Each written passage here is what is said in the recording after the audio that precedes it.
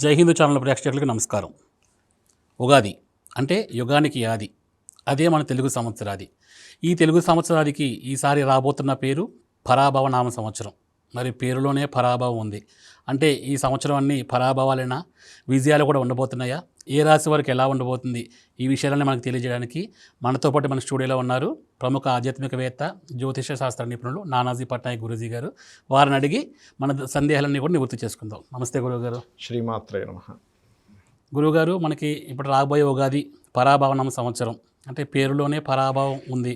So చాలామంది భయపడుతున్నారు, ఈ సంవత్సరం కూడా అల్లర్లు, ఆందోళనలు, గొడవలు ఎక్కువగా ఉంటాయా, అసలు ఎలా ఉండబోతుంది మన జీవితం, మన లైఫ్ స్టైల్ అనేది. సో చాలామంది ఆందోళన ఒకటి ఉంది. సో ఇప్పుడు ఈ రాశి వారికి ఎలా ఉండబోతుందో తెలుసుకుందాం గురువుగారు. తప్పకుండా అండి. ముందుగా మేషరాశి వారికి ఎలా ఉందో తెలియజేస్తారా? తప్పకుండా అండి. మేషరాశి వారికి ఆదాయము, వ్యయము, రాజ్యభుజ అవమానాలు చూసుకుంటూ అసలు మిగతా అంశాలు ఎలా ఉన్నాయి చక్రంలో అని చెప్పి చూసుకున్నట్లయితే, అయితే ఈ యొక్క విషయాలు చెప్తుంది నేనైనప్పటికీ చెప్పిస్తుంది సాక్షాత్ లలిత అమ్మవారిగా భావిస్తూ, ఆ లలితాంబిక అమ్మవారి యొక్క అనుగ్రహం అందరికీ పరిపూర్ణంగా కలగాలని మనస్ఫూర్తిగా కోరుకుంటూ, ముందుగా మనం ఎప్పుడైనా సరే పంచాంగం తీసుకోగానే ఆదాయ వ్యయాలు, రాజ్యభుజ అవమానం చూస్తాం కామన్గా. అది ఈ సంవత్సరం అసలు ఎలా ఇచ్చారంటే 11/5 అంటే ఆదాయం 11 మేషం వారికి, వ్యయం 5 అంటే ఒక 11 లక్షలు సంపాదిస్తే ఒక 5 లక్షలు ఖర్చు ఉంది.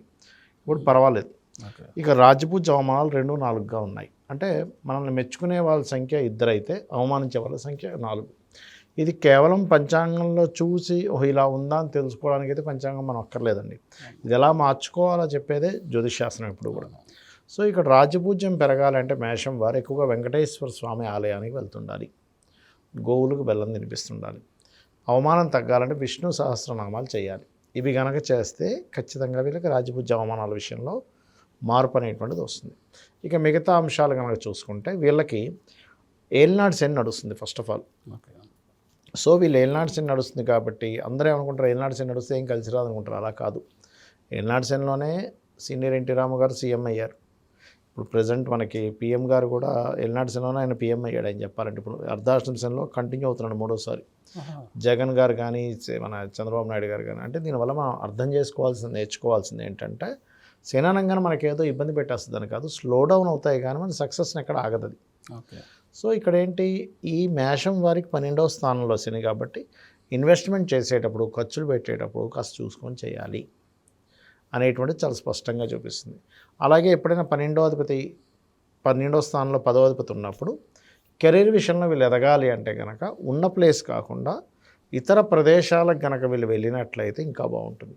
అయితే గురువు 3లో ఉన్నందుకు ఈ సంవత్సరంలో జూన్ వరకు అక్కడ ఉంటాడు.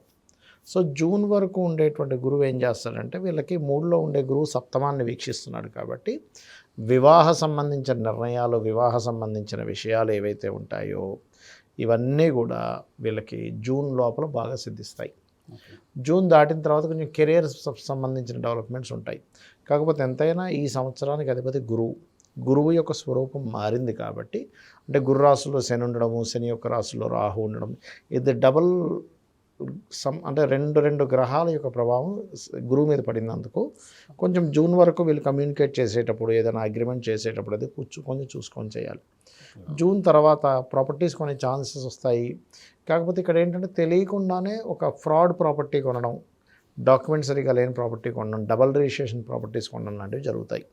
కాబట్టి ఈ విషయంలో జాగ్రత్తగా ఉండాలి. దాంతోపాటు సంతానం కోసం ప్రయత్నం చేసేవారు కొంత జాగ్రత్తగా ఉండాలి. దానికంటే ముఖ్యంగా కూడా 5వ స్థానంలో కేతు ఉన్నాడు కాబట్టి వీళ్ళకి నిర్ణయం తీసుకునేటప్పుడు, ముఖ్యంగా రాజకీయ నాయకులు లేదా వీళ్ళ లైఫ్లో సామాన్య ప్రజలైనా కూడా వాళ్ళ లైఫ్లో ఏదైతే ఇంపార్టెంట్ అనుకుంటారో ఆ ఇంపార్టెంట్ రిలేటెడ్ సంబంధించిన విషయాలు, ప్రేమ వ్యవహారాలు, ఇట్లాంటి నిర్ణయాలు ఏదైనా తీసుకునేటప్పుడు కాస్త జాగ్రత్తగా తీసుకోవాలి. ఇది ప్రధానంగా చూసుకోవాల్సినటువంటిది. ఇక వ్యాపారస్తులకి ఆన్లైన్లో చేసే వ్యాపారం ఇట్లాంటి వాళ్ళకి చాలా బాగుంటుంది, దానికి ఇబ్బంది లేదు. ఏకాదశంలో రాహు ఉన్నాడు కాబట్టి సో ఆన్లైన్లో ఏవైతే మనం కొన్ని ప్రోడక్ట్స్ అమ్ముతామో వాళ్ళకి చాలా చాలా బాగుంది ఏకాదశ రాహు వల్ల. కాకపోతే ఏ నిర్ణయం తీసుకునేటప్పుడైనా ఒకసారి గణపతిని తలుచుకోవాలి.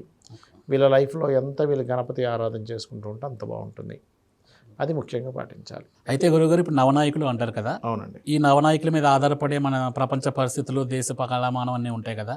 అవునండి. సో ఈ నవనాయకుల వల్ల ఎలా ఉండబోతుంది ఈ రాబోయే కొత్త సంవత్సరం? తప్పకుండా దీనికి రాజు, మంత్రి, సైన్యాధిపతి, షష్యాధిపతి, అర్ఘ్యాధిపతి, మేఘాధిపతి అని ఇట్లా ఉంటారు, 9 మంది ఉంటారు. అయితే వీళ్ళు ఒక్కొక్కరు ఒక్కొక్క రోల్ ప్లే చేస్తూ ఉంటారు.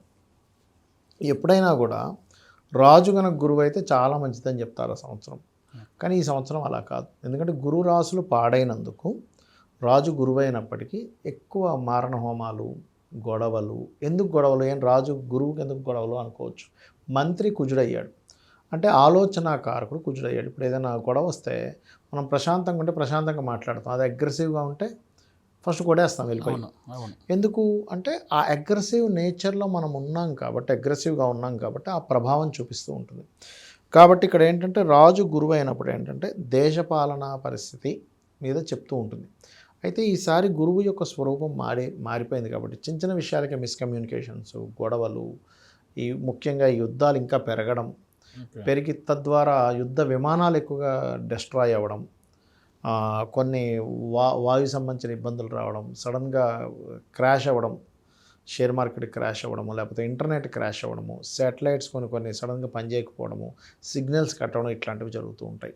అదేవిధంగా కాస్త యుద్ధాలు కూడా పెరుగుతాయి. చిన్నగా ఏముండదు, చాలా పెద్ద స్థాయిలో ఉంది యుద్ధాలు చెప్పాలంటే, ఎందుకంటే మంత్రి కుజుడైనందుకు. అలాగే సేనాధిపతి చంద్రుడయ్యాడు. సేనాధిపతి చంద్రుడైనప్పుడు ఏమవుతుందంటే ఒక్కోసారి ఒక మనిషి కొట్లాడితే మనం అది పర్ఫెక్ట్ రీజన్ ఉందనుకోండి. ఇప్పుడు చిన్న ఎగ్జాంపుల్, బాహుబలి సినిమాలో వాడు ఫైట్ చేస్తుంటాడు, అది మనకి తల్లి కోసం పోట్లాడుతున్నాడు కరెక్ట్ అనిపిస్తుంది. కొన్ని సినిమాల్లో కామెడీగా కొట్టుకుంటూ ఉంటాడు, ఏంట్రా ఇక్కడ ఎందుకు ఫైట్ పెట్టాడు, ఇప్పుడు అవసరమా ఎలివేషన్ అనిపిస్తుంది. అట్లా ఏంటంటే చంద్రుడు సేనాధిపతి అవుతున్నప్పుడు ఏమవుతుందంటే అసలు అవసరమా, వీళ్ళు ఎందుకు గొడవలు పెట్టేసుకుంటున్నాయి దేశాలు, చిన్నపిల్లల్లాగా ఉన్నారేంటి వీళ్ళు, వాడేదో అనగానే వీడు వెళ్ళిపోయి యుద్ధం వేసేస్తున్నాడు, వీడు రైఫిల్ వేసేస్తున్నాడు, అలాగ అనిపిస్తూ ఉంటుంది మనకి సేనాధిపతి చంద్రుడైనందుకు. అండ్ అలాగే సస్యాధిపతి అంటారు, అంటే క్రాప్స్, పంట సంబంధించిన బాగు ఉంటాయి, కొన్ని పంటలు విపరీతంగా డిస్టర్బ్ కూడా అవుతాయండి. క్రాప్స్ కారకుడు గురువు అయ్యాడు కాబట్టి ఈ సంవత్సరం, అంటే గురువుకి శుక్రుడికి ఇద్దరికి వచ్చింది కాబట్టి ఆ రకంగా ఉంటుంది. అదేవిధంగా ధాన్యాధిపతి కూడా బుధుడయ్యాడు. ధాన్యాధిపతి బుధుడైనందుకు ఏంటంటే విపరీతమైన కమర్షియాలిటీ ధాన్యానికి పెరుగుతుంది. పప్పులు ఉప్పుల రేట్లు మనం ఎప్పుడూ ఊహించనట్టుగా, ఎప్పుడూ చూడలేదు ఇంత రేట్లు అనేటువంటిగా చూస్తాం మనం, పప్పులు ఉప్పులు ఇవన్నీ కూడా. అంటే మనం తినే ధాన్యపు సంబంధించిన విషయంలో చాలామంది సాఫ్ట్వేర్ ఎంప్లాయీస్ కూడా ఈ సంవత్సరం మీరు చూడండి, ఈ సాఫ్ట్వేర్ జాబ్స్ పోయాయి కాబట్టి ఇవి ఎప్పుడు ఎలా ఉంటాయో తెలియదు కాబట్టి శుభ్రంగా 10 ఎకరాలు లీజు తీసుకొని నేను సాగు చేసుకుంటాను దాంట్లోకి వెళ్ళిపోతారు. ఓకే. అండ్ అలాగే అర్ఘ్యాధిపతి అంటారు, అంటే ప్రైజెస్ ఎలా ఉంటాయి చంద్రుడికి వచ్చింది. చంద్రుడు ఒకరోజు నీచపడితే ఇంకో రోజు ఉచ్చ పొందుతాడు, ఇంకో రోజు పాపగ్రహంతో ఉంటే డౌన్ అయిపోతాడు, శుభగ్రహంతో ఉంటే బాగా పెరిగిపోతాడు. చంద్రుడికి ఏంటంటే సిచ్యువేషన్స్ని బట్టి మన మైండ్ మారిపోద్ది. చూసారు, మన మైండ్ ఎలా ఉంటుంది, మనసు బాగుంది సిచ్యువేషన్, మన మనసు ఆనందంగా ఉంటుంది, సిచ్యువేషన్ బాగాలేదు మనసు ఆందోళనగా ఉంటుంది. అంటే మనసు కంటూ సపరేట్గా ఏముండదు, సిచ్యువేషన్ బట్టి మనసు స్పందిస్తూ ఉంటుంది. అలాగే ఈ ప్రైజెస్ కారకుడు చంద్రుడు అయ్యాడు కాబట్టి ఇవాళ ఉన్న రేటు రేపు ఉండదు, రేపు ఉన్న రేటు వారానికి ఉండదు, వారానికి ఉన్న రేటు మళ్ళీ ఆ పై వారం ఉండదు. ఆ రకంగా రేట్స్ మారిపోతూ ఉంటాయి. ఈ సంవత్సరం మీరు అది చూస్తారు. అదేవిధంగా మేఘాధిపతి కూడా చంద్రుడు అయ్యాడు. చంద్రుడైనందుకు వర్షాలు బాగా పడతాయి. కాకపోతే కొన్ని దేశాల్లో అసలు ఇది నిజం మేఘమా, ఈ యుద్ధం వల్ల వచ్చిన మేఘమా అన్నట్టుగా ఉంటుంది. కొన్ని రోజుల పాటు ముసురు పట్టుకున్నట్టుగా ఉంటుంటాయి. కొన్నిసార్లు విపరీతంగా వర్షపాతాలు ఉంటాయి, మంచి కురవాల్సిన ప్లేస్లో మంచి జల్లులు పడతాయి. కాకపోతే కొన్నిసార్లు మాత్రం 10-15 రోజులు అలాగ వర్షం ఉంటుంది, చూసిన మేఘం పట్టేసి అలా కూడా ఉంటుంటుంది. ఇక అదేవిధంగా చూసుకున్నట్లయితే రసాధిపతి అంటారు. సో రసాధిపతి అంటే పాలు, నెయ్యి మరియు అదేవిధంగా లోహాలు, ఇవన్నిటికి కూడా శని వచ్చింది ఆధిపత్యం. శని రావడం వల్ల, అదేవిధంగా నీరసాధిపతికి ఏమో గురువుకి రావడం వల్ల ఒకసారి ఈ లోహాలు ఇవన్నీ విపరీతమైన రేటు ఉంటే ఒక్కోసారి బాగా తగ్గిపోవడం, అసలు ఏంటి ఎప్పుడేం జరుగుతుందో అర్థం కాని పరిస్థితుల్లో ఉండడం లోహాల్లో, ఇట్లాంటివన్నీ కూడా జరుగుతాయి.